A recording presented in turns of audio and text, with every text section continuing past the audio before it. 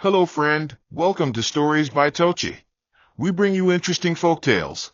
Please don't forget to hit the like button, please share, and don't forget to subscribe to my YouTube channel.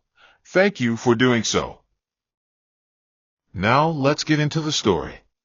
She had always been a girl who walked as though the wind obeyed her ankles. Amelia Noak wasn't just beautiful, she was graceful in a way that even silence bowed before her. With skin like burnished bronze, lips that rarely trembled, and eyes that carried the steadiness of morning dew resting on a blade of grass, she was the kind of girl who turned respect into a habit. In Errinway, where talk moved faster than the breeze, Amelia was known for her diligence. Her white nurse's uniform was always starched to perfection, her choir robes never wrinkled, and her voice, when she sang, seemed to pull light out of darkness. But behind her firm jaw and clipped footsteps was a secret hunger, one for control.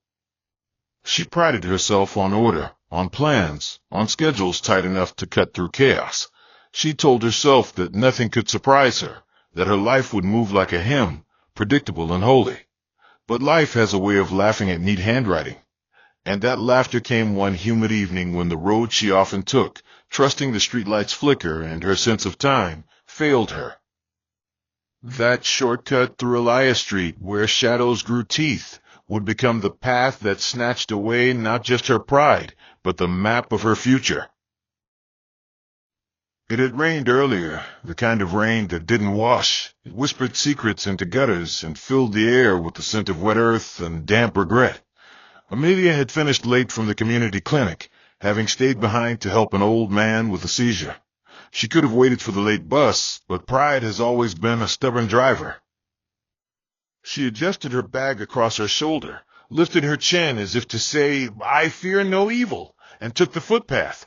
Her shoes clicked on the damp concrete, each step echoing louder than she realized. She didn't hear the second pair of steps until it was too late. He came like a shadow that had waited too long to touch the light.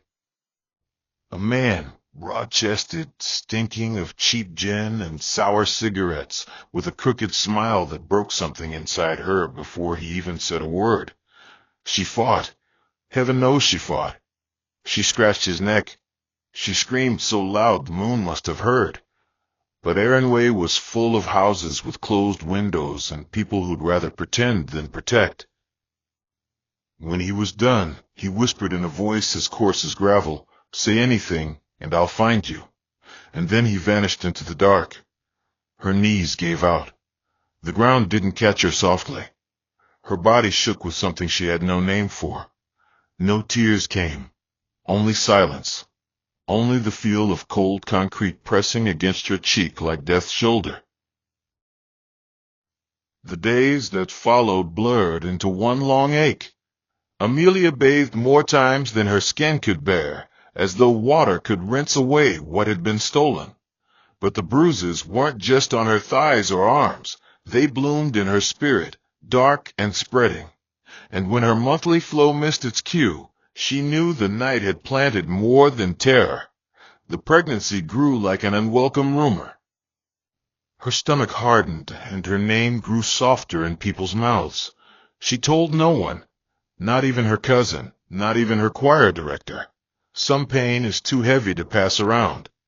And so, one early dawn, before even the roosters found their voice, Amelia packed her belongings, few as they were, and disappeared from Errinway. No note, no explanation. Just her bag, a worn Bible, and a heart trembling like a bird caught in a snare. On the train to Lindenport, she clutched her belly and whispered to it, "You didn't ask for this. Neither did I.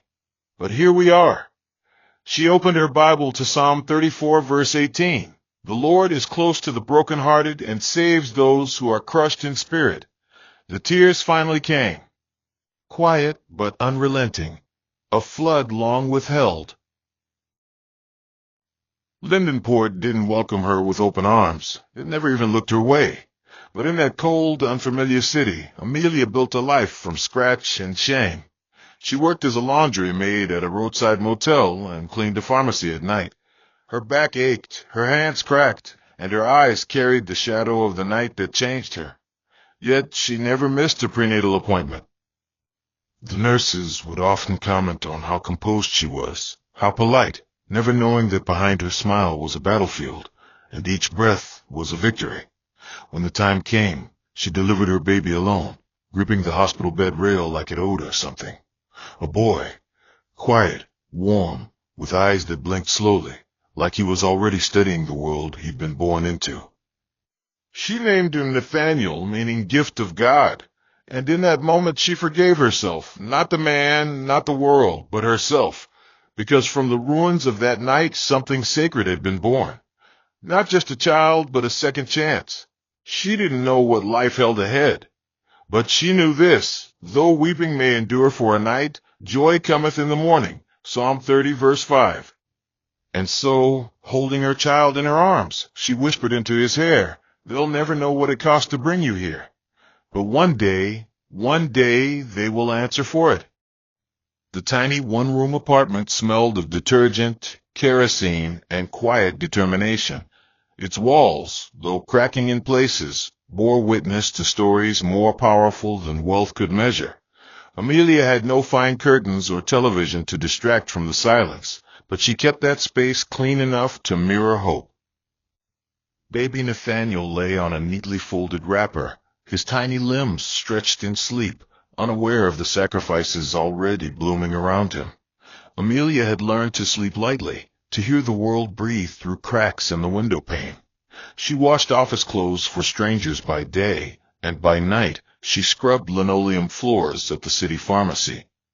Her hands, once soft and unblemished, had grown tough like the soles of a beggar's feet.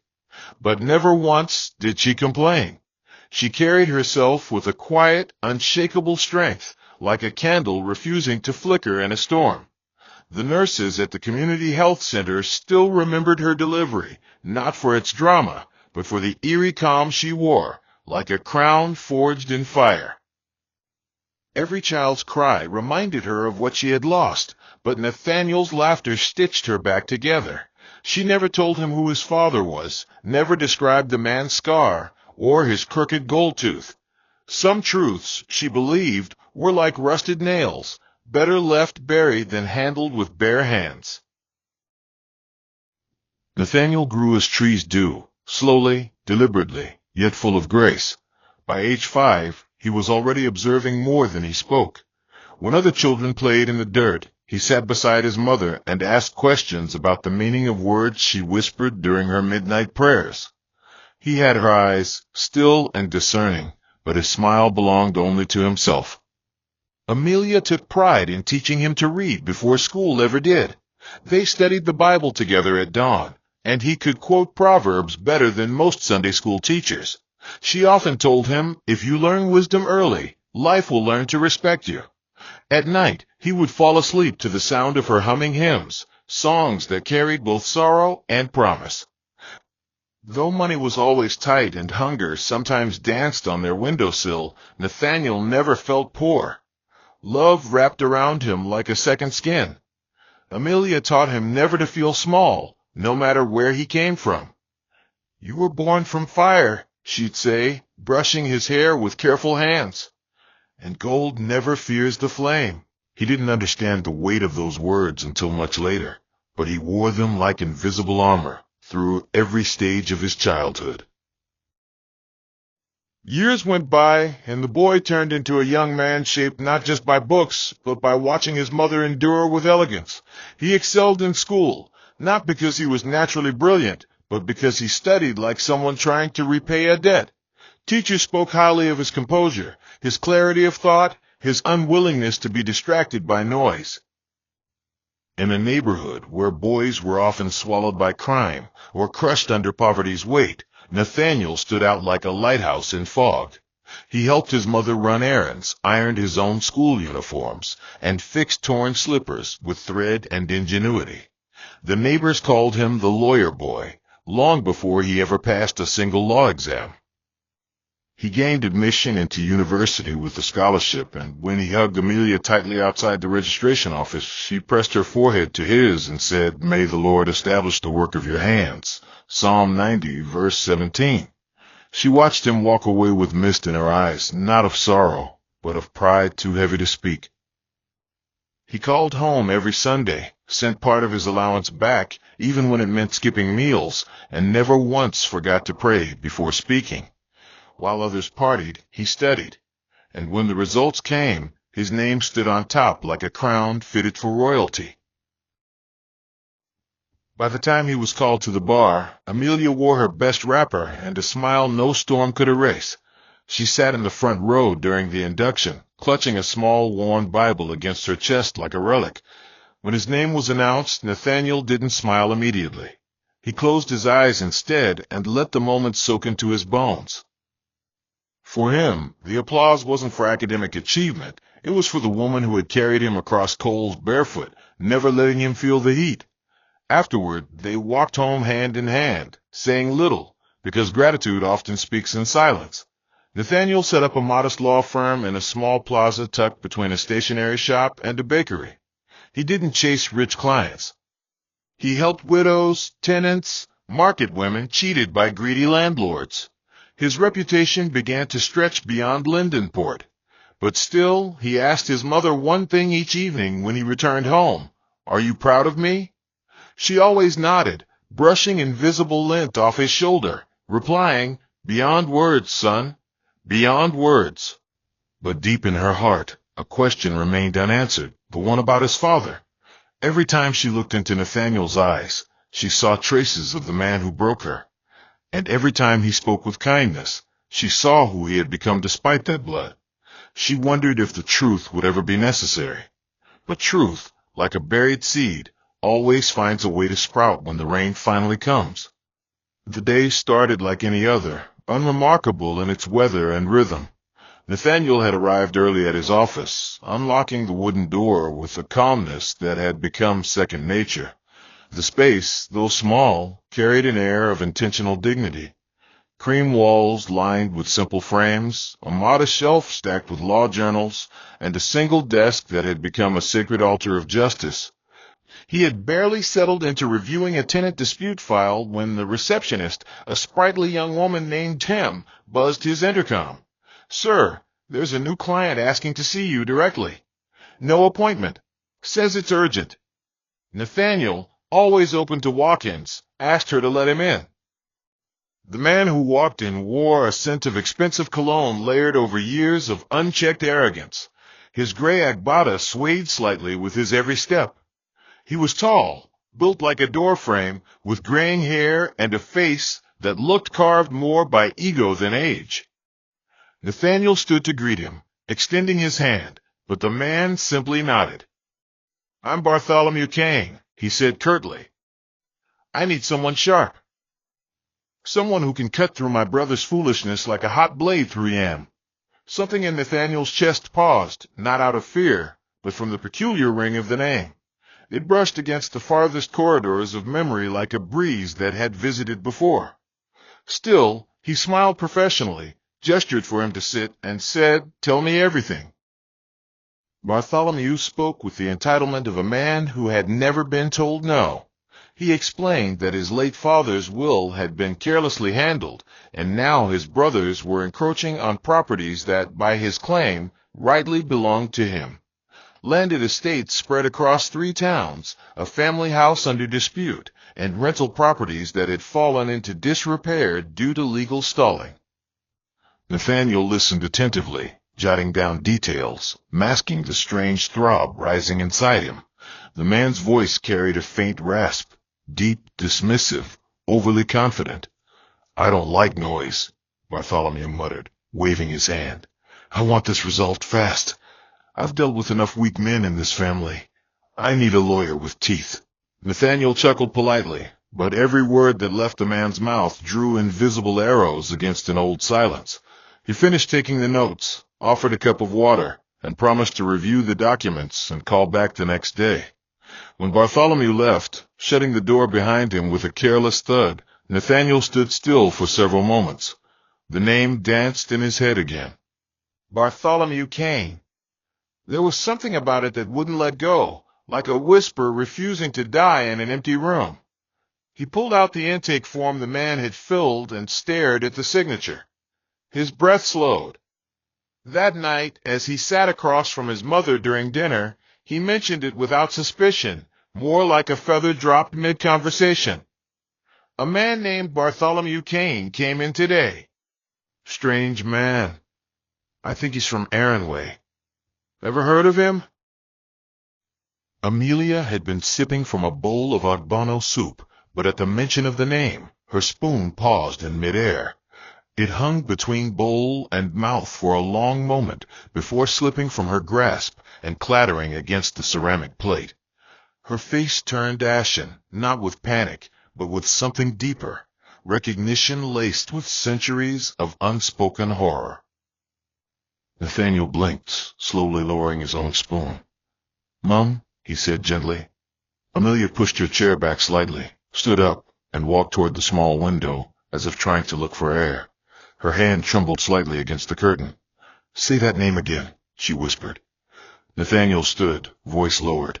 "Bartholomew Kane. He's a client. Something wrong?" Amelia didn't answer immediately. Her hands found each other and clasped tightly. When she turned around, her eyes were not wet, but they carried a storm long caged. "That was the man," she said slowly, voice nearly cracking. "The one from Elias Street. The night she couldn't finish. She didn't need to." Every missing word filled itself in Nathaniel's heart like a jigsaw puzzle finally clicking together. He felt the breath leave his lungs, not in rage, but in a quiet thunder that echoed across years of unanswered questions. He sank back into his seat, eyes wide but blank. "And now he walks into my office," he muttered, asking for help. The silence that followed was not empty. It was heavy with generations of pain and prophecy. Amelia moved back to her chair slowly and sat, her fingers tapping against each other, her voice measured and low. "I never told you," she began, "not because I was ashamed of you, but because I couldn't bring myself to say his name aloud. That man stole not just my body, but my voice. I've carried this in silence for too long." Nathaniel nodded, his jaw clenched tightly, eyes staring into nothing. "You didn't need to tell me before," he said, his voice deeper now, colder. "But now I know." The room shifted. The air changed. Nathaniel didn't rage. He didn't curse or raise his voice. He simply stood up, walked to the corner of the room, pulled down his law degree from the wall, and stared at it for a moment. Then, quietly, he said, if justice is what he came looking for, then justice he will get. But it won't be the kind he's expecting. Amelia watched him, lips trembling. "Don't do anything foolish," she whispered. "Son, I didn't raise you for vengeance." Nathaniel turned, a sad smile on his face.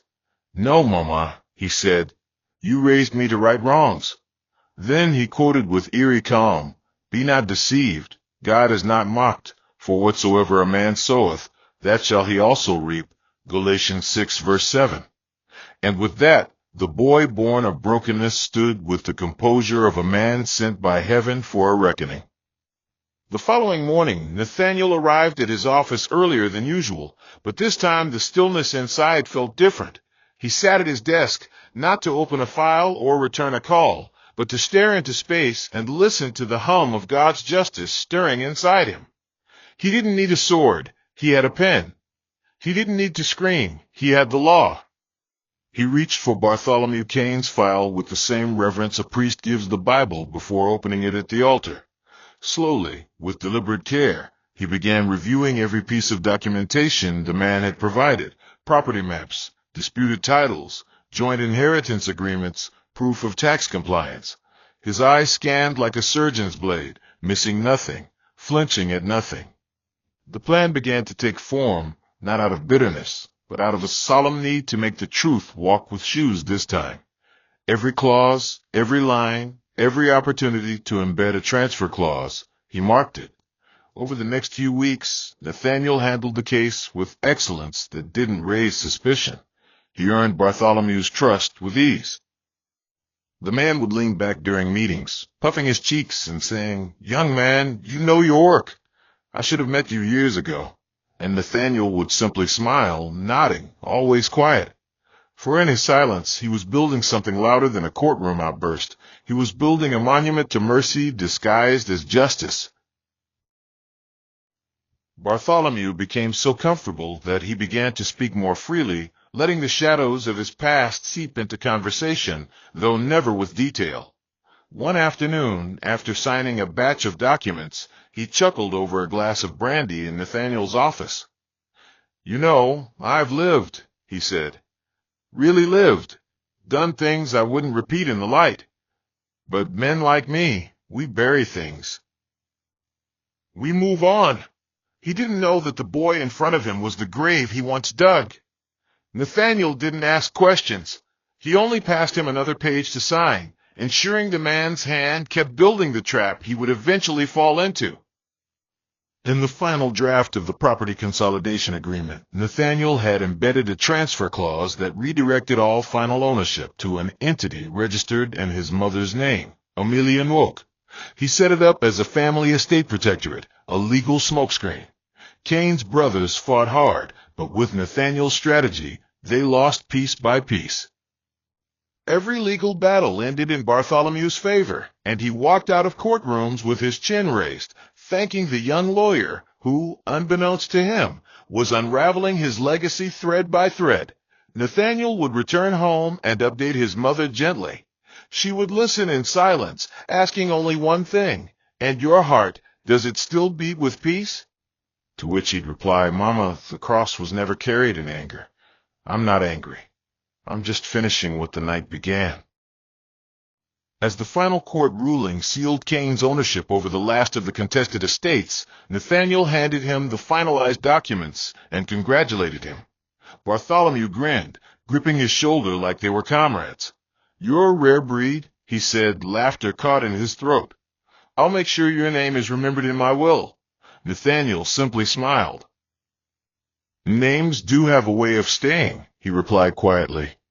Over the next couple of months, Cain moved into the most prized estate, a sprawling bungalow with large mango trees, red sand driveways, and thick walls that shielded him from the world. He began remodeling, tearing down old parts, painting walls, hosting acquaintances he hadn't seen in decades. He strutted through town like a peacock, declaring how he conquered his brothers and reclaimed what was rightfully his. Nathaniel watched from a distance. He didn't visit. He didn't gloat. Instead, he returned to his cases, helping young mothers, settling market disputes, resolving wage theft. His mother resumed selling second-hand books near the park, her face more peaceful than it had been in years. She didn't talk about what they were doing. She simply fasted on Wednesdays and read Psalm 37 every night. "Fret not thyself because of evildoers, for they shall soon be cut down like the grass." It wasn't revenge. It was alignment. They weren't just reclaiming land. They were setting a story back into its rightful order. The change came quietly, like all storms that first disguise themselves as wind. One morning, Nathaniel prepared a sealed envelope and handed it to an officer at the district office, requesting action based on the embedded clause in the finalized title deed. It was time. The clause would legally trigger a shift in ownership, reflecting in the system that the properties now belonged to Amelia Noak. The land registry acknowledged it. Papers were signed. The law stood behind him, a silent choir of justice. That night, Nathaniel walked to his mother's room, stood at the door, and said, "He's been living in a house that no longer belongs to him." Amelia closed her Bible slowly, her thumb resting on Isaiah 61 verse 7.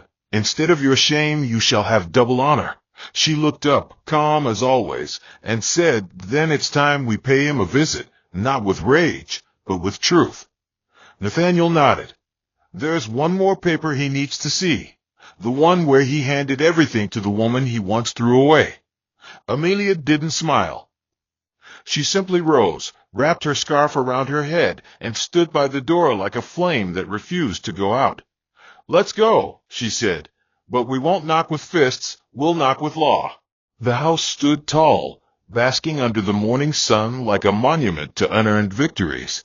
Bartholomew Kane had risen late, stretching his aging limbs across silk sheets and humming to himself as he admired the grandness of the space he now claimed as his own. The scent of freshly painted walls still lingered faintly, mixing with the aroma of roasted yam his cook was preparing in the back kitchen. In his mind, life had finally yielded to him. He had crushed his brother's rebellion, reclaimed his father's lands, and installed himself like a crowned lion at the top of a dwindling pride. He didn't know that the very foundation beneath his feet had shifted, that the ink from the documents he had blindly signed had set fire to the ground he danced upon. As he adjusted his agbada in front of the mirror, he didn't notice how the silence around the estate had changed, not peaceful, but poised. The walls knew. The trees knew. Even the gravel at his front gate bristled, waiting for footsteps that carried the weight of old truth and new law. At exactly 10:14 a.m., the gate bell rang, not frantic, not hesitant, but steady. The sound of it struck Bartholomew oddly, like a heartbeat that didn't match his own. He walked lazily toward the front door, swinging it open with the confidence of a man who no longer believed in consequences. What he saw made the breath catch in his throat, not because of the faces, but because of what stood behind them. Nathaniel stood first, poised in a navy blue suit, briefcase in hand. Next to him stood a woman Bartholomew had long forgotten, though his bones remembered her, the shape of her silence, the outline of her trauma. Amelia said nothing. Her wrapper was neatly tied, her headscarf pressed down like a crown no storm could snatch. Her eyes did not tremble. Behind them stood two officers in plain clothes, holding sealed envelopes. Bartholomew's laugh came quick and sharp. "What is this? Some kind of joke?" he barked, eyeing Nathaniel with the arrogance of a man who had grown too used to winning. Nathaniel didn't flinch. He opened his briefcase slowly, drew out a file, and held it up. "This is a legal execution of title ownership transfer," he said calmly, his voice low but piercing. "As of 4 days ago, every property under the consolidated title deed now belongs, legally and irrevocably, to Madame Amelia Nwoke." Bartholomew's brow furrowed. "What nonsense are you talking about?" he snapped. "I signed nothing of the sort." Nathaniel stepped forward. "Oh, but you did. Every page, every clause, every seal. You were too busy drowning in your own glory to read the fine print. That's the thing about pride. It blinds." The room behind him suddenly felt smaller, the hallway darker. Bartholomew snatched the documents from Nathaniel's hand and began flipping through them with the desperation of a man watching sand slip through a cracked hourglass. His fingers fumbled at the legal jargon, and as he found the clause, page 7, paragraph 3b, he saw his own signature above a paragraph that redirected all consolidated ownership to Amelia Nwoke in perpetuity. His hand trembled. The second officer stepped forward, handing him the certified title document from the land registry. Everything was now in Amelia's name. The walls that once made him feel like a king now felt like a prison. He turned to Amelia, voice suddenly raw. "You tricked me. This is theft. This is betrayal." But she did not move. "You betrayed yourself long before this, Bartholomew," she said, her voice steady. "And I am not here to shout. I am not here for war. I am here to reclaim what you thought would stay buried forever." Nathaniel folded his arms. "You taught us all something without knowing, sir. You taught us that what is signed cannot be unsaid." For the first time in decades, Bartholomew felt truly naked, not without clothes, but without power. He staggered backward and lowered himself onto the steps just inside the door. No words came for several seconds. His breath grew shallow, his chest rising and falling in uneven waves. "You planned this, all this time," he murmured. Nathaniel didn't smile. "No, sir. We prayed, and God answered. It just so happened that the answer came with a legal envelope." The officers made no move to touch him. They were only there to witness, not to manhandle. Bartholomew looked again at Amelia, his eyes filling now. "I didn't remember you," he whispered. "Not until now." Amelia took a step forward. "I never forgot," she said, "but I forgave long ago." Her hand stayed at her side, not clenched, not extended, just still. "This land is mine now, but I didn't come to throw you out. I came to remind you that time does not erase truth.